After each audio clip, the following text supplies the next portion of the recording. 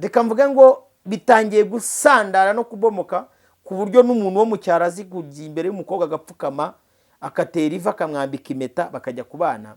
Tubare ko hashize imyaka 10, imyaka 10.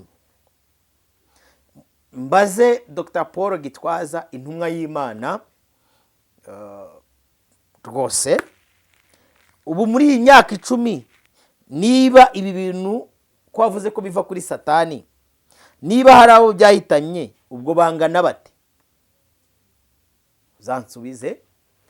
Niba hari abo byahitanye muri iyi myaka, nesting imyaka 10, ariko na mbere yaho neka kiga muri segonderi bajya kubona ukabona abana biga muri segonderi bagatangira kujya bate ngo nuguterera ivi, twabyizaga ngo nugupropose. Kandi imyaka 10 irashize, ariko reka mvuga igihe byatangiye gusandarira hano mu Rwanda. Abo byahitanye bangana gute? Abavukiye muri aya mavise bo bangana bate?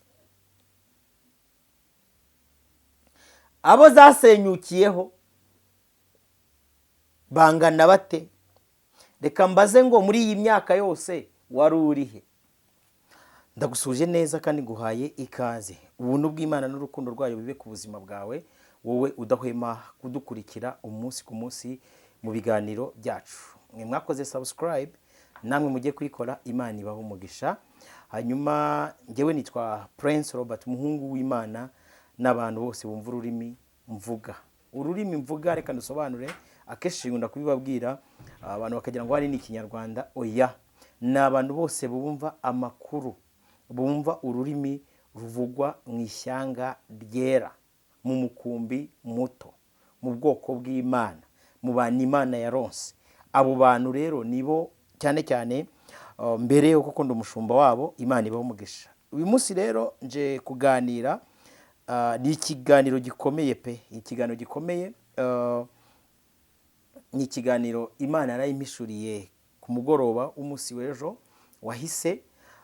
Nifuje kugikora uyu munsi bitewe nuko numvaga kiri kunyakamo kugira ngo nganirize abantu b'Imana. Ushobora kwibaza ngo muri Gospel Talk yacu y'uyu munsi tugiye kuganira kuki? Turaza kwifashisha inkuru ya Apotre Dr Paul Gitwaza yazanye ku mbuga nkoranyambaga, avuga yuko gutera ivi ari icyaha, ari systeme y'abasataniste. Ndaza kuyifashisha hanyuma tuganire. Muri iki kiganiro turaza kureba ingingo enye turaza kuganiramo. Ingingo ya mbere ni ingingo ivuga ngo ese nitujya tubona inzoka iri kwiruma umurizo, tujye kuyikiza ko ashobora kuba harimo ikibazo. Icyo ni icya mbere. Ikindi cya kabiri turaza kuganira ibintu 4 umukristo ushaka kujya mu ijuru akwiye kubazi neza neza neza neza. Umuntu wese utabizi azarimbuka. Ashatse no kuvuga ngo arasenga, ashatse kwirwa ajya mu nsengero, ashatse yabyihorera.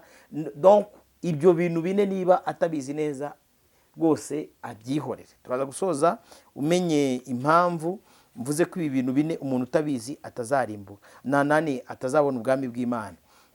Ingingo ya gatatu turaza kuganira, ni ingingo ivuga ngo mbese uruwa Kristo cyangwa se uruwa Satani. Muri iki kiganiro, ese uruwa Kristo cyangwa uruwa Satani? Hanyuma turaza gusoza twungurana ibitekerezo mu kumenya ngo ngewe nkurikira ikiganiro, ngewe uba kuri iyi uwitwa Pastor Theogene yavuga ngo uyu mubumbe ni danje. Ngewe uba kuri uyu mubumbe ndinde, ndi muntu ki? Uyu mubumbe ni muntu ki? Imana ibamugisha rero. Reka twinjire mu kiganiro cyacu, ariko reka manze senga Imana hanyuma tuganire. Tugushimiye ibihe byiza uduhaye Uwiteka. Ngewe n'uyu muntu uri kumva iki kiganiro dushobora kuba turi 2 cyangwa 3. Reka tugirire neza, uduhe kumva neza byagutse, twumvishije amatwi y'ubuntu bwawe mu izina rya Yesu Kristo. Amen, amen, amen. Reka manze mbwira abantu benshi bafashe umwanzuro wo kwitandukanya n'ubwenge. Ntabwo iki kiganiro kibareba. Abantu bafashe umwanzuro wo kwisepara cyangwa se kwitandukanya n'ubwenge. Ubwo ndi kuvuga ba bantu babona video yo kuri uyu mubumbe y'ingurube ziri kuririmba bagapostinga ngo ijambo ry'Imana. Donc benshi bagiye batandukanye. Impamvu manje kubiseguraho rwose bibaye byiza wanagenda utaracyumva pe, niba uri mu bantu bafashe umwanzuro wo kwitandukanya n'ubwenge, bibaye byiza rwose mwebwe ndabirukanye. Iki kiganiro gishaka kirebwe n'abantu 100, 50, 200 abari bo bose, ariko ndashaka ko iki kiganiro cyumvwa n'abantu bafite ubwenge, bibaye byiza bafite ubuhanga, bibaye byiza bafite n'ubumenyi. Yego, impamvu bivuze ni iyi, nuko reference y'ikintu tugiye kwifashisha cyazanywe n'umudokiteri, abantu benshi bakoze ibiganiro kuri iyi quote cyangwa se kuri iri jambo Dr Paul Gitwaza yavuze, babivuga mu buryo bwabo, ariko ndumva nanjye hari ikimana yashyize ku mutima wanjye kugira ngo tubiganireho mu buryo bw'ubumana. Ushobora kwibaza ngo ni iki cyabaye cyatuma mu guhinguka, donc mu kugaruka ku mbuga nkoranyambaga, mu kugaruka mu mitwe y'abantu, ashobora guhingukira kuri aka gakoryo nakise ngo nagakoryo ka nijoro cyangwa se tekinike za nijoro.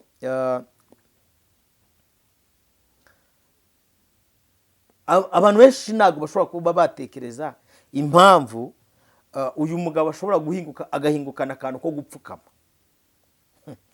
akaza donc atungukiye mu gupfukama neza pe. Turaza kubiganiraho. Reka mbwira abantu badukurikiye, iyo umuntu mu kijyanye n'ubutasi agukeneyeho amakuru, ikintu cya mbere akora amanza kukwiyegereza akakugira inshuti. Icyo ni icya mbere. Icya kabiri akora nuko amanza kukubwira ko ari umwanzi w'umwanzi wawe. Icyo gihe iyo yamaze kukubwira ibyo bintu bibiri, sha n'akari murori urakamubwira pe.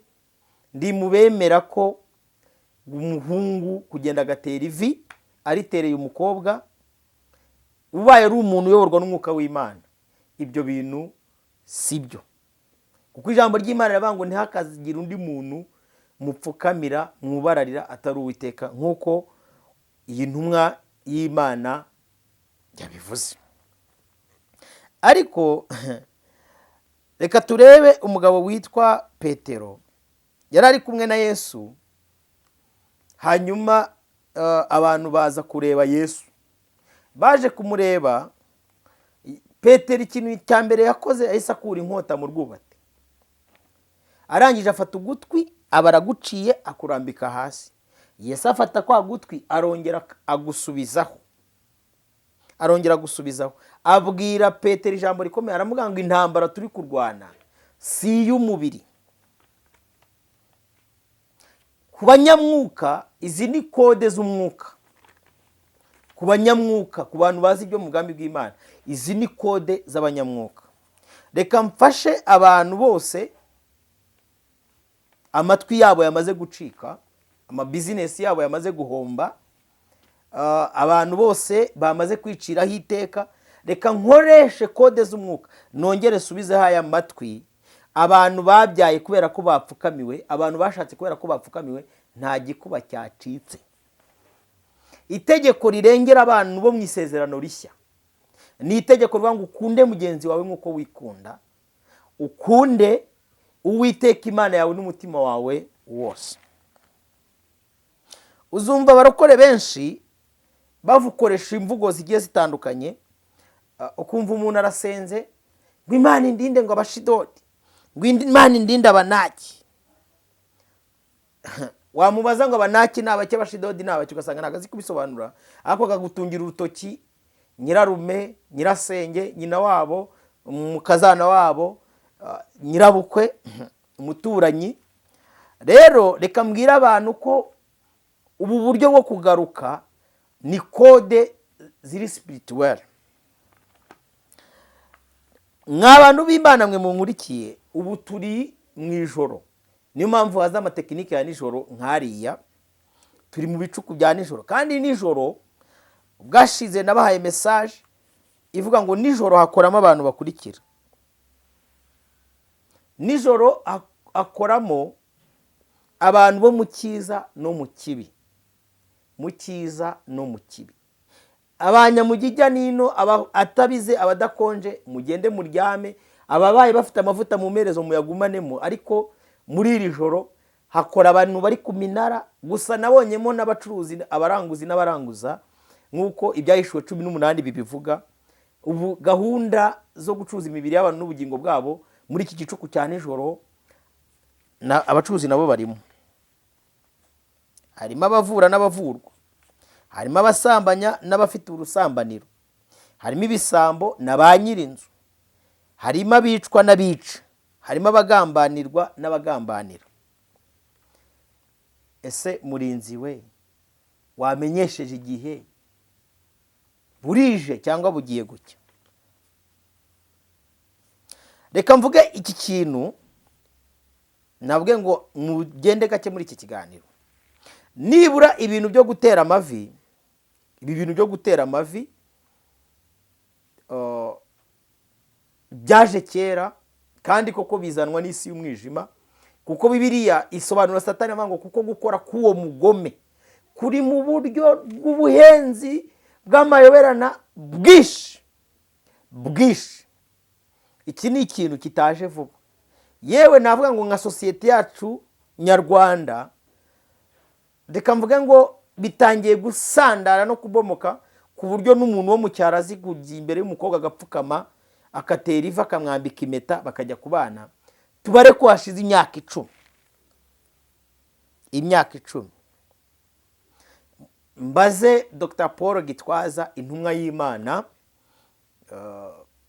rwose ubu muri iyi myaka 10, niba ibi bintu ko wavuze ko biva kuri Satani, niba hari abo byahitanye, ubwo bangana bate? Uzansubize.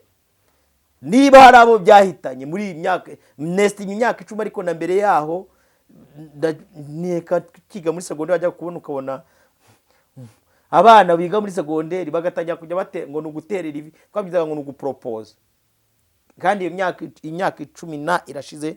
Ariko reka mvuga igihe byatangiye gusandarira hano mu Rwanda, abo byahitanye bangana gute? Abavukiye muri aya mavi se bo bangana bate? Abo zasenyukiyeho bangana bate? Reka mbaze ngo muri iyi myaka yose wari urihe? Mugabo umwe witwa Morodekayi yabajije Esiteri, aramubwira ngo nubwo wibereye ibwami, ukaba uri kurya, ukaba uvuraraye, ariko nta kintu cyabuza abayuda kugira gute? Gutabarwa. Wari uri hehe? Dusipoze nk'intumwa y'Imana, umuntu uri ku munara uri kuburira abandi bantu, wari ushinzwe gushungira umutekano, imyaka 10 yose abantu batera amavi, wari uri he? Uzansubize ikibazo ngubajije. Reka tujanishe muri aba bantu ushinzwe gucungira umutekano, abapfuye, abavukanye ubwandu bwo gutererwa ivi, abamaze kubyandura, abacuruzi babyo, wari uri hehe?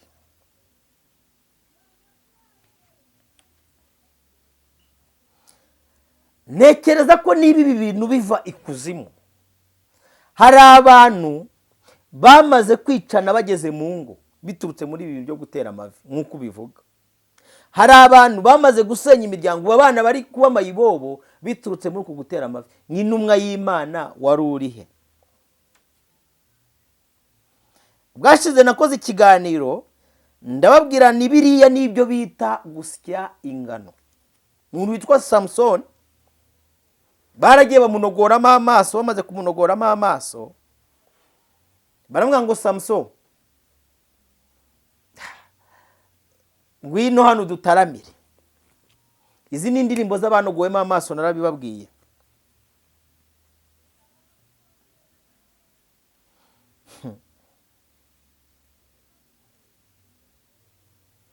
Reka mbabwira, buriya bene data, ikintu gituma umugabo cyangwa se umugore akunda mugenzi w'ijana ku ijana, si ikibuno yamubonanye,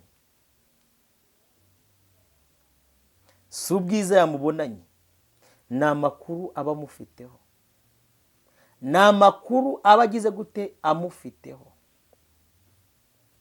Iki ni igihe nababwiye ngo cy'umugoroba, niyo mpamvu nje kubaha amakuru bamenyeshe ko igihe kigeze imuhero bugiye gucya. Nubwo mwabonye umukwe atinze, ariko mu gicuku cya nijoro sawa. Ngiye kuvuga ibintu bigera muri 4 nkuko nabibabwiye. Umukristo uzi ahantu ari kuva, uzi n'ahantu ari kujya, agomba kuba azi neza bien.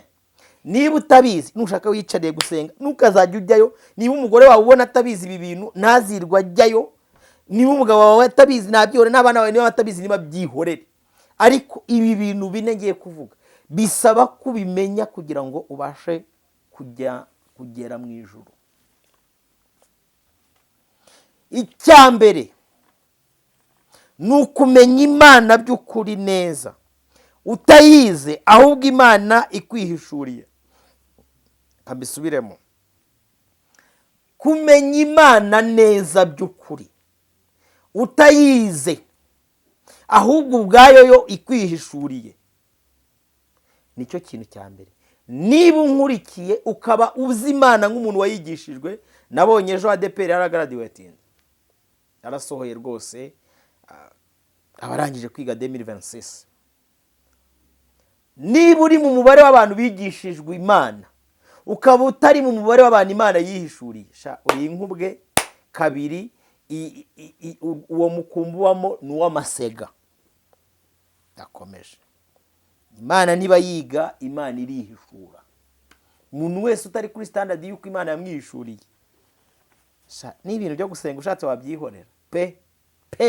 Nicyo kintu cya mbere Imana ikorera umuntu. Cya kabiri, niba utaramenya Satani neza n'ubuhenzi bwe bwose mu buryo bw'amayoberane,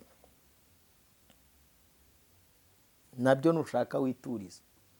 Niba utaramenya Satani neza n'ubuhenzi bwe bwose, jye wituriza. Buriya umuntu nakubwira ngo nge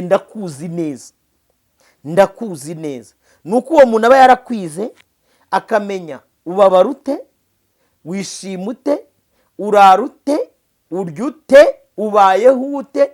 Rero niba uvuga kuri umukristo ugiye mu ijuru, ukaba utarahishurirwa Imana by'ukuri, Imana yarakwishuriye. Kabiri, ngo wige umenye ubuhenzi bwose bw'umwanzi, usobanukirwe Satani niki. Barabashutse babazanira iri shushanya njya mbona, babashushanyiza Satani ko afite amahembe. Bira n'ubuhenzi. Satani ntago afite amahembe. Bibiliya imuvugaho neza bango hari igihe higira na marayika w'umucyo. Marayika w'umucyo.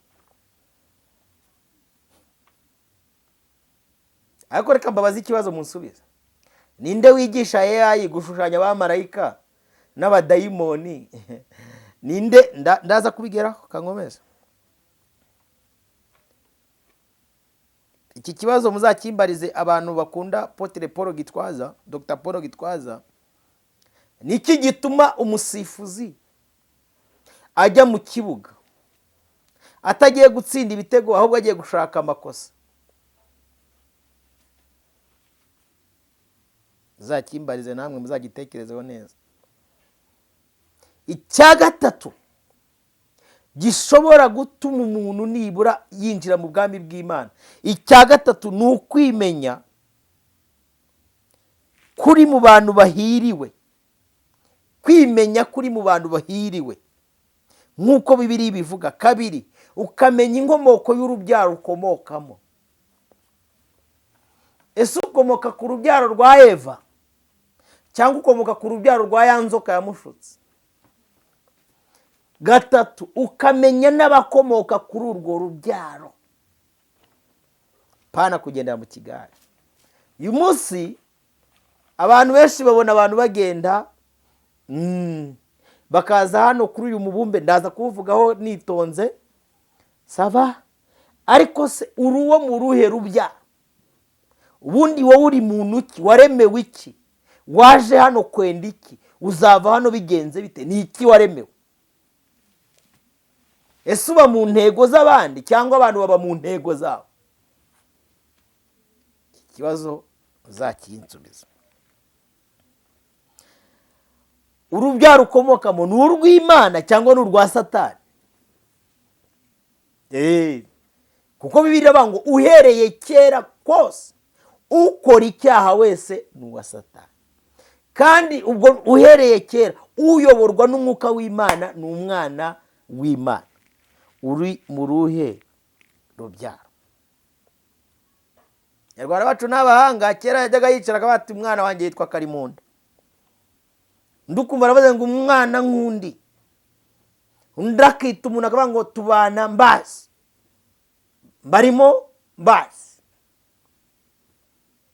Uba mu ruhe rubyaro?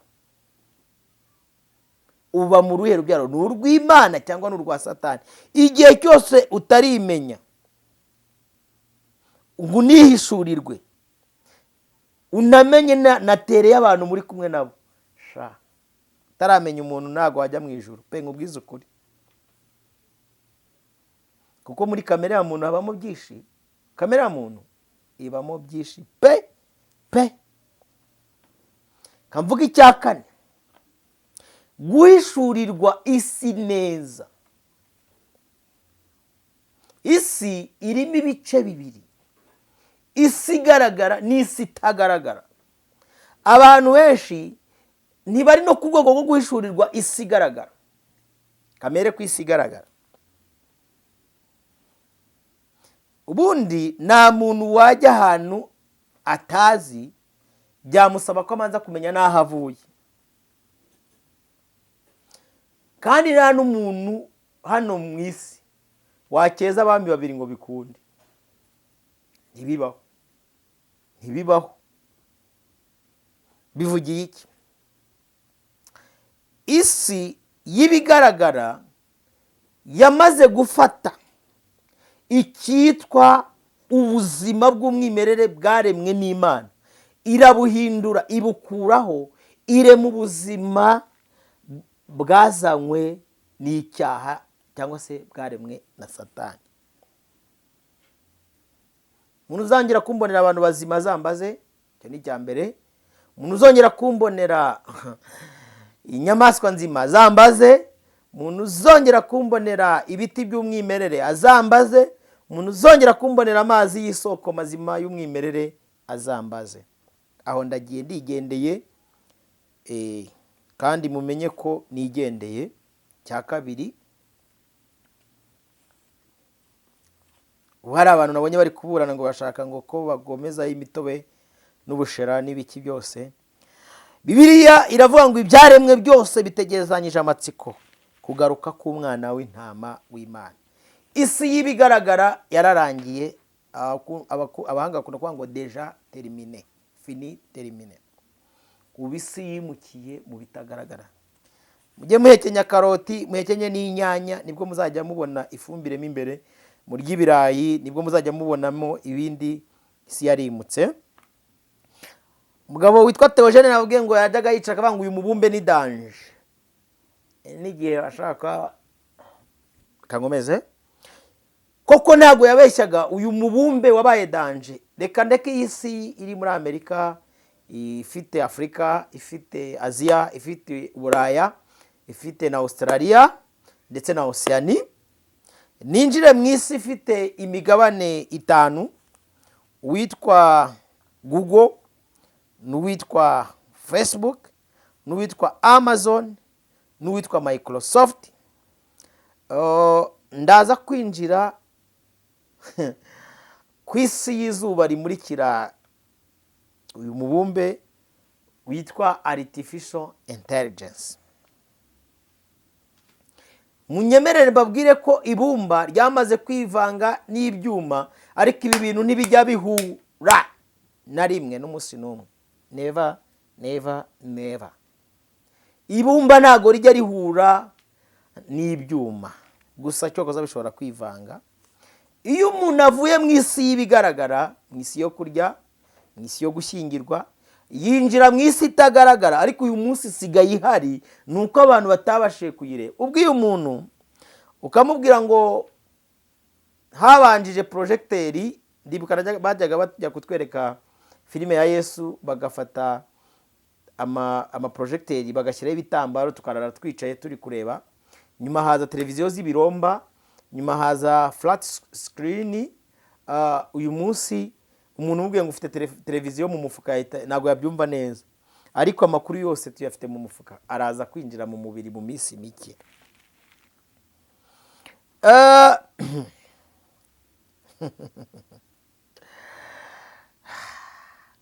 Aho iyo mageze, niyo mpamvu nashatse kuvuga kuri iyi si. Tuzagera tuganira, twige kumenya umuntu, twige ukuntu Imana yihishurira umuntu inyuze mu ijambo ryayo, mu bicuku bya nijoro, mu kanwa k'abahanuzi. Tuziga ukuntu umuntu bamumenya, ibigize umuntu. Abantu benshi bareba umubiri, ntibareba umwuka, kuko ntiwamenya umuntu utarebye ubugingo. Akantu bari binini, tuzagenda tubiganira. Imana y'amahoro izaduha umwanya n'ubuzima. Reka mbabwire, uyu munsi iyi si mubona igizwe n'aho bahahira, navuze Amazon, kandi hatagaragara ariko ibyo muhashye bikaza mu bigaragara. Iyi si mubona igize aho abantu bacururiza, hatagaragara ariko abantu bagahembwa, bakafite n'ababosi batagaragara. Iyi si mubona ubuzima umuntu w'imbere batwa, buriya abantu bose mubona kuri Facebook, abantu bose mubona kuri YouTube, abantu bose mubona kuri Instagram na TikTok, bariya abantu ni umuntu w'umwuka, ntabwo ari umuntu usanzwe. Baho urugero rwiza, iki kiganiro ndi kugikora ubu turi saa 6:22. Wowe ushobora kuza kukireba saa 2, ngewe ntahari, kuko umuntu uri kureba ni umuntu w'umwuka, umuntu w'ibigaragara w'umubiri yagiye. Ni nayo mpamvu abantu bamwe boherezayo umuntu w'umwuka, bamara kumwoherezayo yakorera y'amakosa, bakaza kubibaza uyu muntu w'ibigaragara ngo atangire kurwana nabyo. Niba usambanira kuri Facebook no kuri YouTube no kuri TikTok, wiza kubaza uyu muntu w'inyuma ushaka kumushyiramo, aho bishyize ntibizigera bihava. Niyo mpamvu mbwira abantu ngo mukwiye kuhitondera kurusha ibindi bintu byose, kuko amakosa y'aha hantu atandukanye n'amakosa yo mu buzima busanzwe. Ntagaruka pe, ntagaruka. Buriya iyo tuvuga ngo abantu bacuruza imibiri y'abantu n'ubugingo bwabo, abantu benshi ntabwo babasha kubyumva. Ari abantu bajya bicara ngo kuri TikTok hahiye, ngo kuri YouTube hahiye nyine. Hariya bahita mu muriro utazima, mu isoko ry'imburamo. Hari igihe abantu bajya bagata mu bantu bazaba mu muriro utazima, no kubyakira ntibabyumva, no kubishurirwa ntibabyumva. Sawa, mujye muhatwika. Ngiye kuvuga ikintu gikomeye. Nagiye kwa muganga. Kwa muganga niho hantu honyine abaje batwaye imodoka, abaje bacumbagizwa, abaje bahetswe, abafite amafaranga n'abatayafite, niho honyine umuganga gutuma umusarani ukajya kwizanira umusarani wawe, nta wundi muntu ugutwajije. No muri iyi si y'ibitagaragara niho honyine umuntu atwara umwanda we, akawitwarira, akawuvana mu rugo, akawuzana, akawushyira hano, nta muntu n'umwe umutwaje.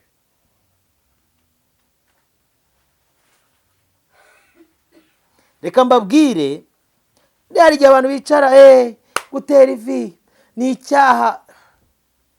Ubuze n'abantu babanye batereye ivi kandi bakaba nta rubanza bafite. Ibyo nzabigarukaho. Ndagira ngo nganirize abantu bumve neza impamvu abantu bashobora kubaho mu buzima batazi.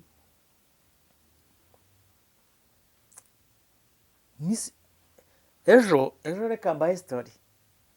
Ejo nagiye ahantu mpura n'abantu barambwira ngo bagiye mu ijuru. Ndebye imitwaro bikoreye, uwo ari umuntu ati ngiye mu ijuru, yikoreye umubiri, ati umubiri wanjye sinawusigana aho ngujyanye mu ijuru, UPI yanjye sinayisiganye ijyanye mu ijuru, nyashi zanjye sinazisiga zijyanye mu ijuru, imodoka yanjye ntago nayisiganye ijyanye mu ijuru, visa zanjye zijyanye mu ijuru, ihene zanjye ndazikoreye zijyanye mu ijuru, ama etage yanjye njyanye mu ijuru. mwagumye inaha koko, mwagumye inaha, mwagumye inaha, mwagumye inaha. Iyi si ndi kubabwira ni nini, ni nini nk'uko mubona iyi si isanzwe umuntu afata indege akava hano agafurayinga akagera muri Amerika, akahava akajya i Burayi akazenguruka. Iyi si ndi kubabwira nayo ni nini, ni isi iyo yarantangaje. Muzi ko inyamaswa zaho zivuga? Iyi si ndi kuba mwari muzi ko inyamaswa zaho zivuga? Mwari muzi ko ziririmba? Iyi si ndi kubabwira ibaho amasuperi marisha ajya narayizengurutse. iyi ngiyi Imana irayinembereza. Harimo superi marisha z'abatinganyi, harimo superi marisha z'abarozi, harimo superi marisha z'abiba, harimo superi marisha z'abica, harimo superi marisha z'abagamba. Ni igisi kinini kinini kibaho isoko. Ye baba we, buri muntu wese aho yinjira yaguriraho.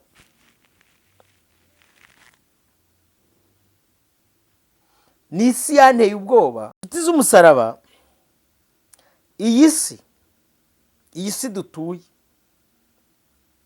niyo itagaragara. Nayibonyemo abagenzi, ariko mwa bagenzi mwereka mbabwira ibintu, uru rugendo mu rwihorere. Nahuye nabo barambwira ngo bagiye mu ijuru, bari bikoreye imizigo.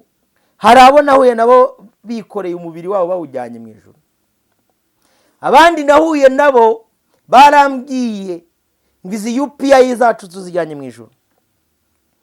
Hari umugore wantangaje yarambwiye ngo ukundeba n'iyi nyashi yanjye nyijyanye mu ijuru. Abandi ndababaza ngo se ko mujyanye imodoka, barambwira ngo tuzijyanyeyo. Abandi barambwira ngo izi visa ubona nizo tujyanyeyo. Nabonye abikoreye ihene n'intama bazijyanye mu ijuru. Mbona bafite ku gatwe kabo ama etaje bazijyanye mu ijuru. Ariko reka mbabwire, nimushaka mwigumira inaha, nimushaka mwigumira inaha. Iri tangazo ngiye gutanga, iyi si y'ibigaragara n'ibitagaragara ibamwo n'abantu babiri. Hari abantu bayirimo bitwa ko bayirindiwemo, hari n'abayibamo bayicungiwemo. Tise Robert kutuvanze, abarindwa n'abacungwa bitandukaniye. Abarindwa ni ukugira ngo itabanduza. Nyir'ubwite yaravuze ngo simbakuyemo ariko mbarindiyemo umubi. Abacungirwamo ni abamaze kuba baretwa, bamaze kuba imbata, bamaze kuba imfungwa z'iyi si. Aba bayicungiwemo, bayinekewemo, bagenewe kera gucirwaho iteka n'abanzi b'umusaraba. Muve muri sinyora, muve muri sinyora, muve muri sinyora, muve muri sinyora. Za sinyora ngo Imana ni umukara, ngo Imana ni umweru, ngo Satani ni umukara, Satani ni umweru. Muve muri sinyora.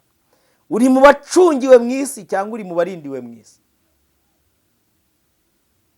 Cyangwa Imana ikakurindira muri iyi si ishaje? Turindira muri iyi si ishaje, uraturinda nitwapfa. Mana uturindire muri iyi si ishaje, kuko nabonyemo imfungwa, mbonamo abaretwa,